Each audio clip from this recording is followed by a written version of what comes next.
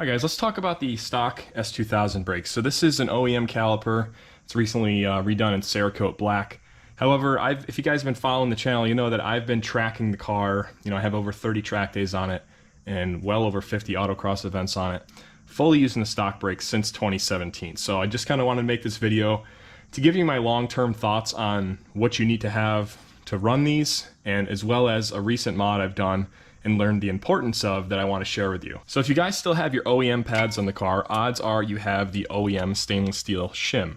Now, when I would buy brand new track pads, I wouldn't use these mainly because these wouldn't fit the pad profile, or there wasn't enough room within the caliper to fit shims on the pad and slide the caliper over without it binding. So one thing I've learned over the years tracking on the stock calipers is that this rubber dust boot here that goes around the caliper piston is prone to failing if you don't have any kind of heat insulating material between the pad and the piston. So there was many seasons I ran with just a Ray Bestos ST43 pad with no shims on it, and the steel backing plate was directly against the piston, which means it was also contacting this rubber seal. It would bake this seal, turn it brittle, it would crack, and then it would just be an open cavity for dust to go and get near the actual piston seal itself, which is not ideal because that can lead to a failure over long term.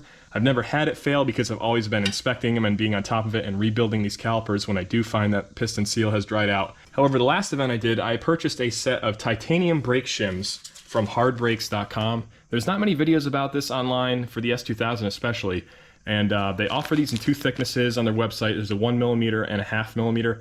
I would recommend the 1/2 because it's going to be easier to get them in with a new set of pads. They did not have them available on their website to order them in the 1/2 inch thickness when I ordered them, so each one of my shims is 1mm thick.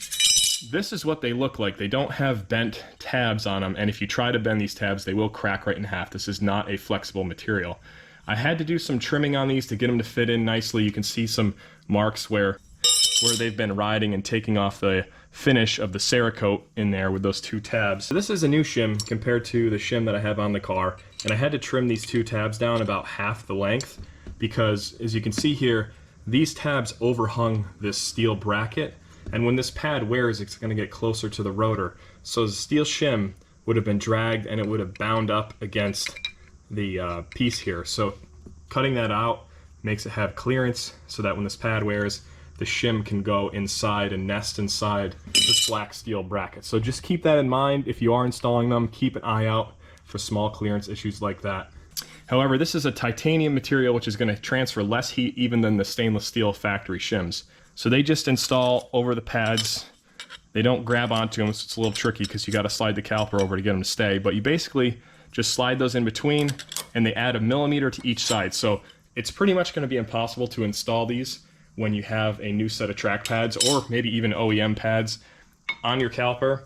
So what I did to get by is the first couple sessions I bedded these in on the track. I used the OEM stainless steel shims because these are like 0.5 mm thickness. They're definitely half the thickness of the other ones. So these do provide a good heat transfer barrier to slow the heat transfer to the caliper, but they're not as good as titanium, but they're better than nothing. So if you have these, do not throw them out.